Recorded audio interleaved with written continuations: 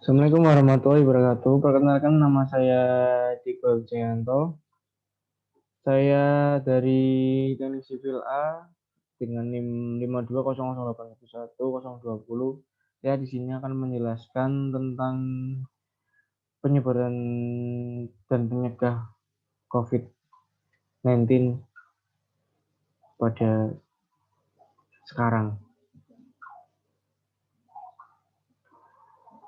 Terutama pertama-tama saya akan menjelaskan pengertian teknik sipil terlebih dahulu. Teknik sipil merupakan bidang ilmu yang mempelajari perencanaan, perancangan, manufaktur, manajemen, pengelolaan, dan konservasi dari beragam fasilitas dan sistem untuk mendukung sebuah kota, pedesaan, dan perkotaan. Seperti jembatan, bantaran sungai, tepi laut, desain jalan, teknologi untuk melindungi manusia dari bencana seperti banjir dan gempa bumi. Konservasi lingkungan di suatu wilayah dengan kesimpulan bahwa teknik sipil merupakan bidang yang bergerak besar pada pembangunan. Apa itu COVID-19 atau disebut corona? COVID-19 adalah penyakit yang disebabkan oleh virus Severe Auto Respiratory Syndrome Coronavirus atau disebut COVID-19. Dapat menyebabkan gangguan sistem pernafasan mulai dari gejala yang ringan seperti flu hingga infeksi paru-paru seperti pneumonia. Penularan bisa melalui cara berikut di bawah. Tidak sengaja menghirup percikan ludah yang keluar saat menderita COVID-19, bersin atau batuk, memegang mulut, hidung, atau mata tanpa mencuci tangan terlebih dahulu.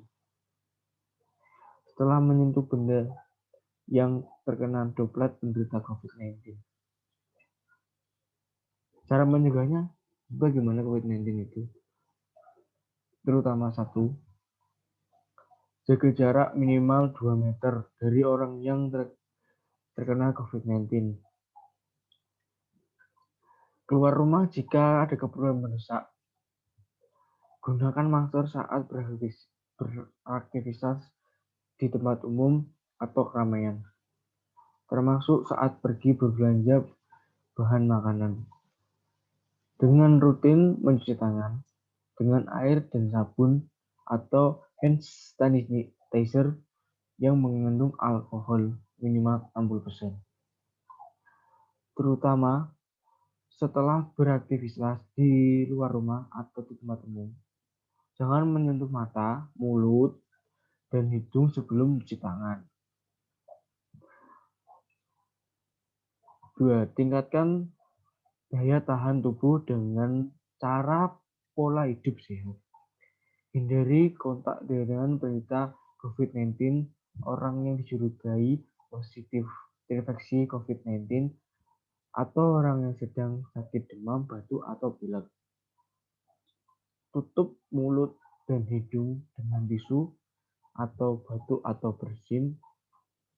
Kemudian buang tisu ke tempat sampah. Jaga kebersihan benda yang sering disentuh oleh dan kebersihan lingkungan termasuk kebersihan rumah. Bagaimana cara menangani dampak COVID-19 di bidang teknik sipil?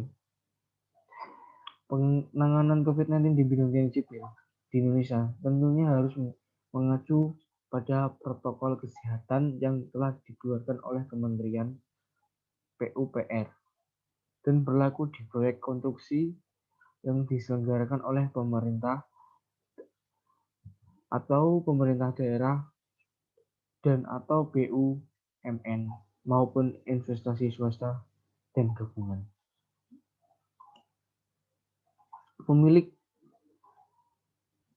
Berikut adalah peraturan atau standar protokol yang telah diterapkan oleh Kementerian PR. 1. Kementerian Penggunaan Penyelenggaraan Konsultan Pengawas dan Kontraktor wajib membentuk suatu tugas pencegahan COVID-19. 2. Suatu tugas tersebut berjumlah paling sedikit 5 orang, terdiri dari ketua, perangkap anggota, dan 4 anggota yang mewakili pemilik, pengguna, penyelenggara, konsultan, kontraktor, subtraktor, vendor, supplier. 3. Suatu tugas tersebut memiliki tugas, tanggung jawab, dan kewenangan melakukan 1. Sosialisasi, 2. Edukasi, 3. Promosi teknik, dan 4. Metode pencegahan COVID-19, serta 5. Memeriksa examination potensi terinfeksi kepada semua orang, baik para manajer, insinyur, arsitek, karyawan, staf, mandor, pekerja, dan tamu proyek. 4. Kontraktor wajib menyediakan bahan pelengkap di lapangan dengan sarana kesehatan yang memadai seperti tabung oksigen, pengukuran suhu, badan termostat, pengukuran tekanan darah, berat badan, dan petugas medis. Kontraktor wajib memiliki kerjasama operasional, perlindungan kesehatan, dan penyegah COVID-19 dengan rumah sakit dan atau pusat kesehatan masyarakat terdekat dengan lapangan proyek untuk tindakan darurat emergensi.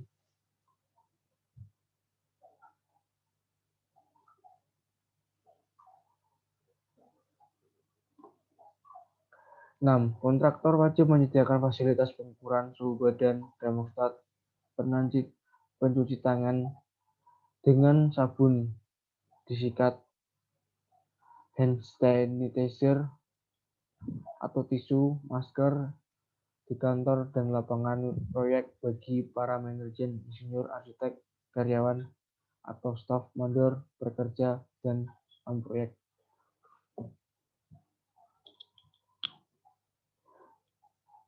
Survei pelaksanaan protokol COVID-19 di Flag sesuai peraturan Kementerian PUPR.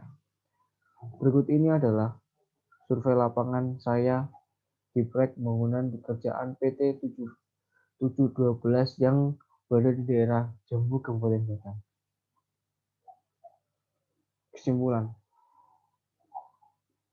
yang dapat saya ambil dari survei lapangan saya yaitu meskipun sudah ditetapkan peraturan dari Kementerian PUPR dan dari pihak penyelenggaraan proyek, para pekerja yang berada di lapangan hanya sedikit yang mau mematuhi aturan tersebut. Oleh karena itu, Satgas dari PT 712 pun akhirnya menegaskan aturan tersebut dengan memberikan potongan upah untuk para pekerja yang tidak menggunakan peraturan protokol kesehatan. Sekian, terima kasih dari saya. Apabila ada kesalahan kata, saya mohon maaf. Assalamualaikum warahmatullahi wabarakatuh. Terus, Mbak, gimana, Mbak?